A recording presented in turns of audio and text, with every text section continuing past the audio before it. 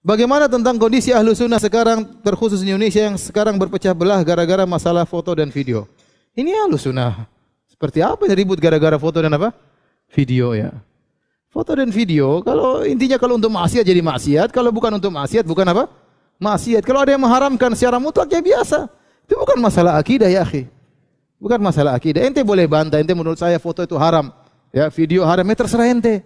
Kalau gitu jangan nonton TV, jangan nonton itu semua video ya. Ente jangan ikut-ikut meramaikan apa kemaksiatan, konsekuensinya ada. Kalau ente bilang itu apa? Haram, ya.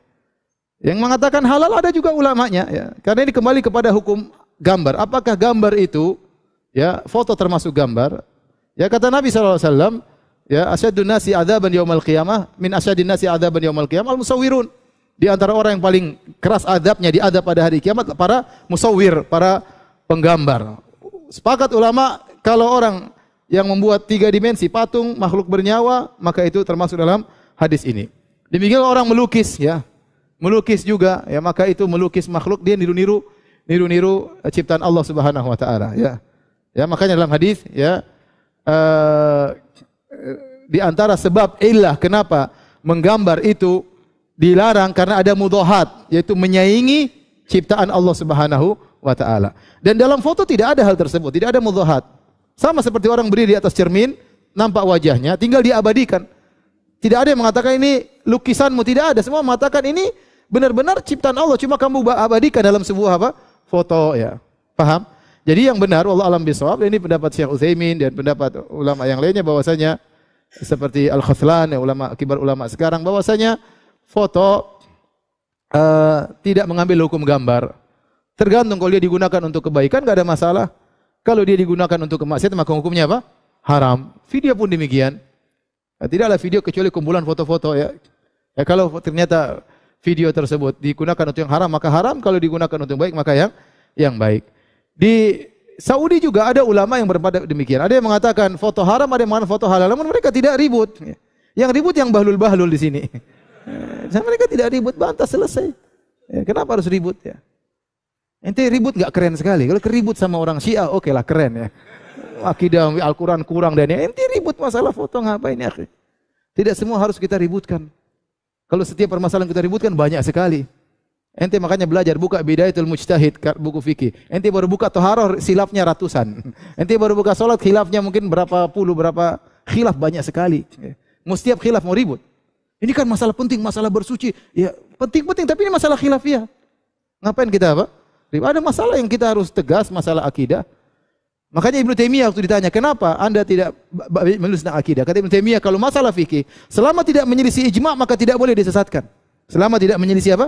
Ijma'. Tapi akidah kebanyakan orang menyelisih apa? Ijma'. Kemudian mengantarkan kepada kesesatan. Maka Ibnu Taimiyah buku-bukunya khusus fokus tentang akidah. Semua firqah di zaman dia bantah semuanya. Mau Nasrani, mau Syiah, mau Mu'tazilah, mau Jahmiyah, mau Asy'ariyah, dia bantah seluruhnya. Karena itu masalah apa? Akidah. Ini kadang sebagian ikhwan kenceng tidak pada tempatnya.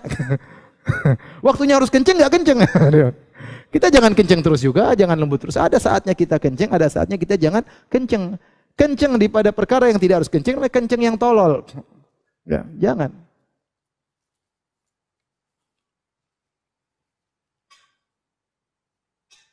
Contoh sederhana. Masalah kunut subuh. Baik, masalah kunut subuh. Kita bisa sampaikan kunut subuh hukumnya bid'ah menurut saya, dan ini pendapat mazhab Hanafiyah. Bisa kan dengan santai. Adapun mazhab Syafi'i sunnah, mazhab Maliki sunnah, mazhab Zahiri sunnah. Ibnul Qayyim mengatakan boleh sesekali. Az-Zahabi mengatakan boleh sesekali. At-Tabari mengatakan boleh sesekali. Ternyata jumhur ulama mengatakan sunnah. Abu Hanifah mengatakan apa? Bid'ah. Imam Ahmad mengatakan tidak disunahkan tapi tidak dibid'ahkan oleh Imam Ahmad. Saya pilih pendapat Abu Hanifah. Selesai kan? Tapi kalau ini bid'ah, merusak agama. Ente tahu enggak ini? Ribut enggak orang? Ribut. Berarti Imam Syafi'i dulu merusak agama. Paham? Tergantung cara kita penyampaian. Kalau ente bilang ini bid'ah, ini masalah besar. Kenapa ente ini masalah salat? Hati-hati ente bikin bid'ah dalam salat. Jadi perkara besar. Tergantung ente mau besarkan masalah atau mengecilkan masalah, paham? Kalau ente sampaikan ini gini, nih pakai ini, ana bikin ini satu. Imam Syafi'i, Imam Malik. Ini sunnah. Ini tidak disunahkan, ini bid'ah. Ya sudah, ente kan tahu yang bilang bid'ah Abu Hanifah rahimahullahu ta'ala. Apakah ente perlu kencang di tempat yang tidak perlu dikencengkan? Ya terserah ente. Ketahuan mana yang berilmu, mana yang bahlul, kelihatan. Oleh karena maksud saya, dalam banyak masalah kita jelaskan. Misalnya saya menjelaskan tentang masalah foto. Taruhlah saya berpendapat foto itu haram. Hak saya. Saya bilang foto ini haram, dalilnya begini-begini. Sudah, tanpa harus ribut dengan yang lain. Karena saya tahu dia tidak mengikuti hawa nafsu. Dia punya dalil. Jangan sampai kita menggambarkan setiap orang menyelisih kita pasti mengikuti hawa nafsu. Enggak boleh. Dia punya dalil, dia punya ulama, terus kita gambarkan seakan-akan dia mengikuti apa? Hawa nafsu, sehingga kita merendahkan dia, kita ajak murid-murid kita untuk menghina dia. Ini enggak benar seperti itu. Ini bukan cara ahlu sunnah. Ya. Oleh karenanya, kita harus belajar fikih khilaf itu ada. Apalagi kalau antum sudah belajar firaq. Ya. Saya belajar firaq di kuliah. Ya. Lihat, khilafnya besar-besar. Maka saya lihat khilaf kecil-kecil bagi saya itu ringan. Ya. Jangan kita yang kecil besar-besar kita nggak ngerti, yang kecil-kecil kita sibuk meributkan masalah itu. Ya, enggak benar. Khilaf tetap selalu ada. Pandangan selalu berbeda-beda. Kita mengajak semua orang ikut kita, belum tentu. Sekarang kita saja terkadang berpendapat begini, besok kita berubah.